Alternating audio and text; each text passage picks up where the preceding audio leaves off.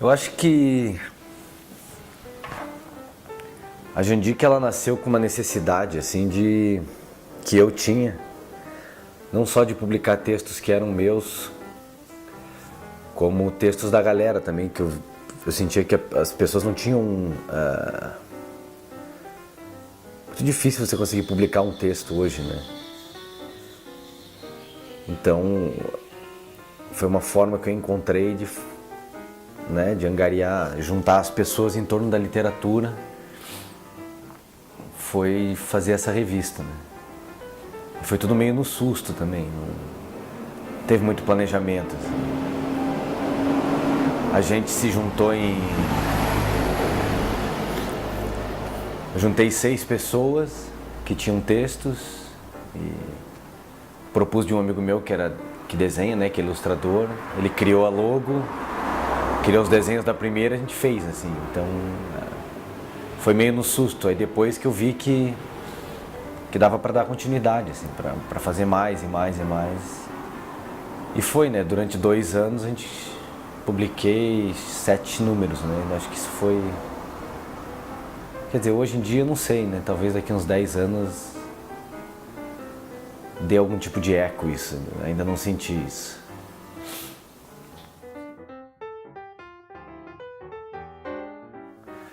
A Encrenca já foi uma outra parada, assim. Eu e o Lepré, a gente tinha vontade de publicar a gente tinha material para um livro. E é a mesma coisa da autopublicação, né? É muito difícil a gente, com o estilo de escrita que a gente tinha na época e tem um pouco disso ainda, ficava muito difícil entrar nas editoras grandes. Aí a gente conversou com 2 amigos nossos, que é o Fred e o Thiago, né, que são os donos da Arte e Letra. Eles têm uma editora, já tem uma livraria. E como a gente é amigo há muito tempo, a gente propôs de criar um selo, né, os 4 criar um selo para publicar esses textos assim mais experimentais, mais inventivos. E aí nasce a Encrenca, né? E aí a gente publica logo de cara um texto do Oneide, um do Leprevô e um meu. E sai em busca daí de textos com caráter de inventividade ou experimental, poesia, que também é mais difícil de publicar. É. E o Encrenca vem por causa do Caran.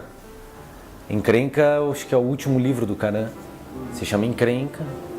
Aí foi um nome que surgiu porque ele é um dos caras aí de Curitiba que trabalharam mais tempo essa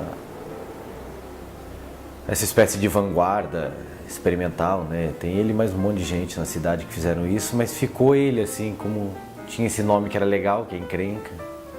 Então foi legal colocar o Caran também em voga.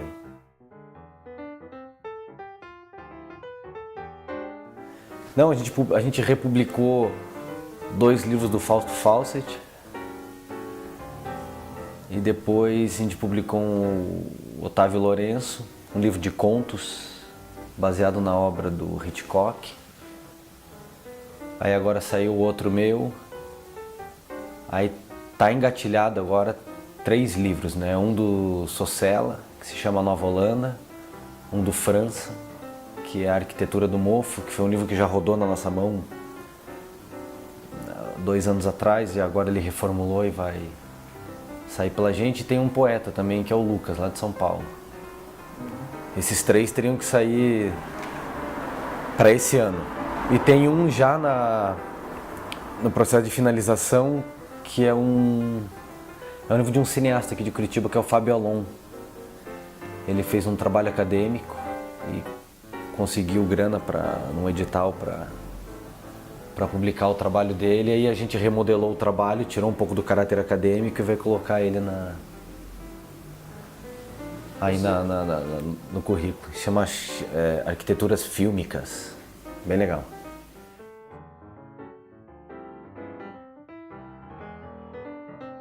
É que é uma coisa um pouco mais comercial, né? Assim, tudo acaba sendo comercial. Claro que você vai fazer um livro para vender e é isso que vai girar, vai movimentar a grana para você continuar fazendo mais. O difícil é quando você não tem um nome ainda, ou você não tem um prêmio, quando você não chama muito atenção, é mais fácil você ir pelo caminho independente. Fica difícil uma editora que já tem um ritmo, já tem um fluxo, ficar colocando autores novos a todo instante. Não vou dizer que eles não trabalhem com novos, mas é mais comum autores que, por exemplo, você ganha um prêmio, aí você chama atenção, você aparece para o mercado. Então tem toda uma lógica de mercado por trás também, da publicação de editoras que já são grandes ou que já tem um número de impressões maiores. Então fica mais fácil você correr atrás da autopublicação.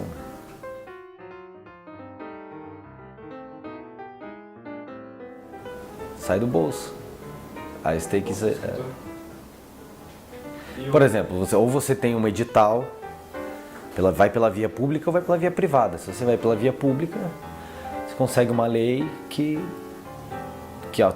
ou é um prêmio, né, que é um fundo, que é quando você, por mérito, você ganha, né, o teu texto é avaliado, enfim, questões de lei, e você ganha um prêmio, 10, 15, 20, 30 mil reais. Aí você banca o livro, né, e sai lá logo de da prefeitura, dessas coisas. Ou você vai pela via privada. Via privada, ou alguém te banca, né, ou você tira dinheiro do bolso.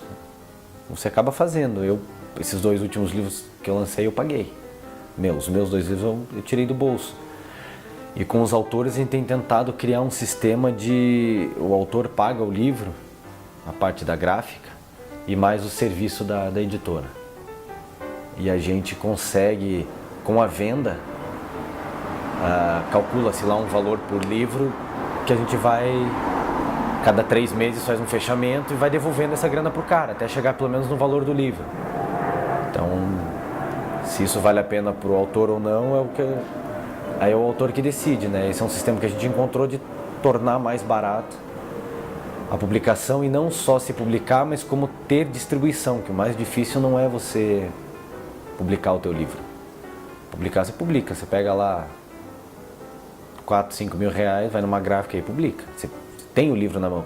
O problema é você colocar o teu livro aí nas livrarias, colocar para fora de Curitiba, fazer com que a coisa movimente. E aí é que a parte de nós 4 é legal, porque o Fred e o Thiago, como eles têm a editora Artileta e já vem trabalhando no mercado há pelo menos 10 anos, então eles criaram uma rede de distribuição própria.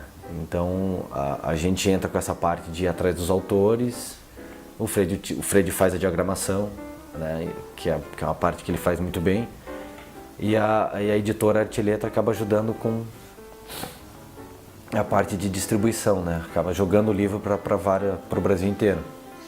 Então isso é uma coisa que a gente oferece para o autor, assim, eu tenho a distribuição, que você não vai ter sozinho. Acho que eu tinha bastante coisa escrita antes do Pancrácio, assim, tinha um monte de texto lá de um detetive, era uma linguagem mais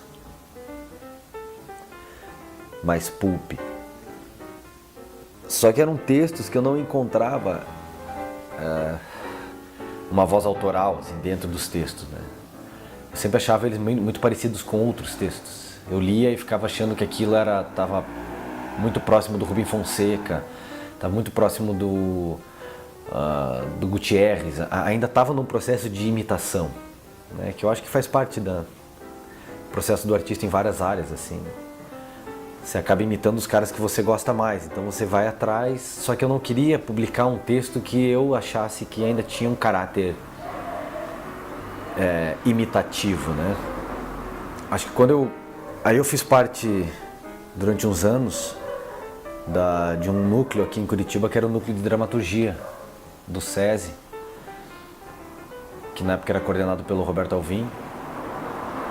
E eu acho que nesse processo, daí teve uma galera muito boa ali nesses primeiros 4 anos que participou junto, e eu acho que ter participado desse movimento me abriu, assim, a cabeça para uma voz autoral, e eu comecei a correr em busca dessa voz autoral, escrevendo textos para teatro.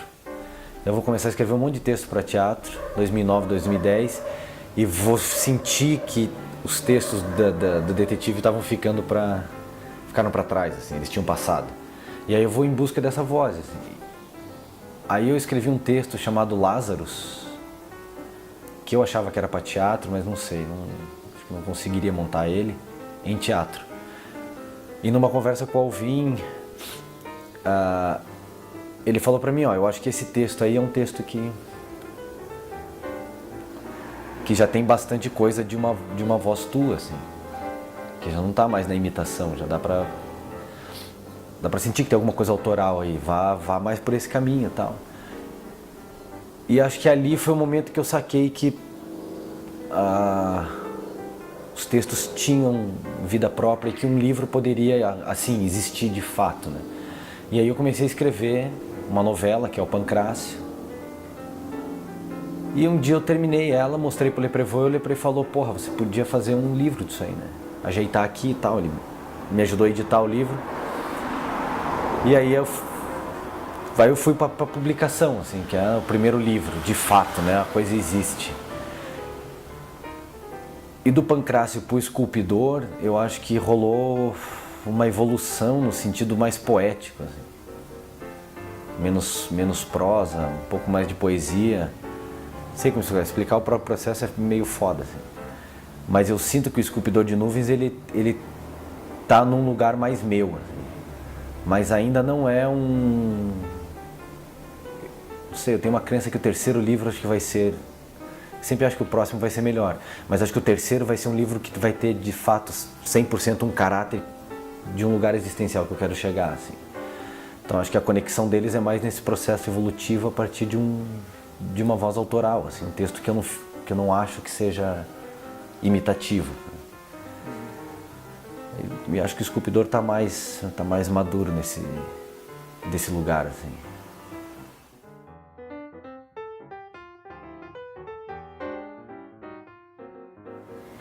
Eu acho que tem uma questão aí que eu acho importante em todas as mídias, né? Acho legal você ter todas as mídias, publicar em todas as mídias. Aí vai muito do que você quer, né? Se você vai querer só papel, só digital, acho que é uma escolha do autor. Mas eu acho que essas coisas elas se somam, né? E não se subtraem. Eu vejo, por exemplo, assim, o pessoal da música, né, que gosta de disco, né, daí tem um LP, então tem uma relação com o LP, gosta do barulhinho da música, curte colecionar aquilo e acha que a mídia digital utiliza menos, não que ela seja menor, mas utiliza menos, gosta mais desse processo. Mas se você vai cair no mercado, o mercado vai te pedir o CD impresso, mas também vai te pedir o digital. Então eu acho que na parte de literatura, acho que você tem que aceitar que na verdade as coisas elas vão evoluindo, né? Então você tem tradição oral, você tem tradição escrita, né, o papel, desde que ele existe, e hoje você tem a tradição digital. Você tem um novo processo aí que tem, sei lá, 20 anos. Mas uma coisa você não perde o oral, né? Você continua ainda com a tradição oral via um teatro, por exemplo, você tem ainda a literatura aqui, e daqui a pouco você tem essa nova mídia digital. Você pode levar o livro você pode levar 1.500 livros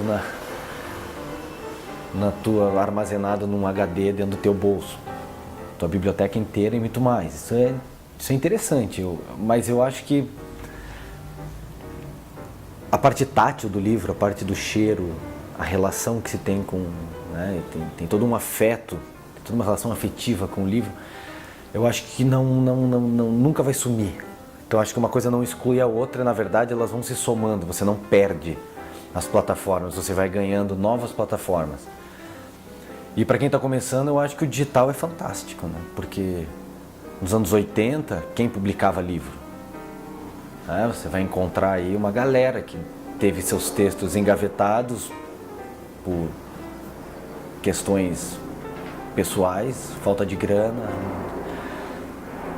E hoje não, hoje o cara tem um texto, qualquer textinho, o cara vai lá no Facebook e publica. Ele abre um blog e está publicado o texto dele. Tem o caso de uma amiga minha do Rio, lá na Paula Maia, que eu não sei se era o primeiro livro dela, acho que era o primeiro.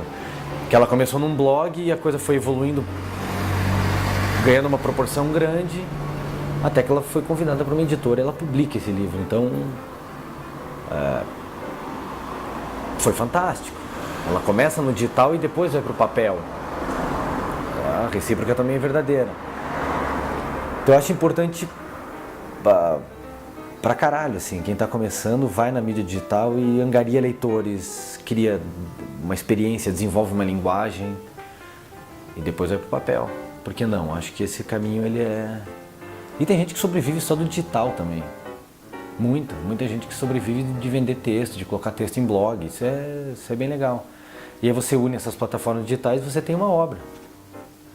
Acho interessante também, principalmente para quem está começando, né? O cara não entende de mercado, não conhece nada da literatura, não conhece ninguém. A pessoa está sozinha na sua casa, diante do seu computador, ela é um escritor. A pessoa vai lá e faz um livro inteiro, coloca num site desse de publicação gratuita, né? Onde você joga o PDF lá, ele monta o teu livro, beleza, pega uma foto lá, domínio público na internet, faz de capa e pronto, você tem um livro. Isso eu acho importante, acho legal. Assim. Mas acho que o papel tem a ver também com uma legitimação, assim, com sedimentar, concretiza uma espécie de maturidade, assim. Você conseguir publicar um livro hoje no papel é uma tarefa hercúlea e acho que nesse sentido dá muito orgulho você conseguir chegar no papel. Então acho que as coisas elas vão caminhar juntas. Assim.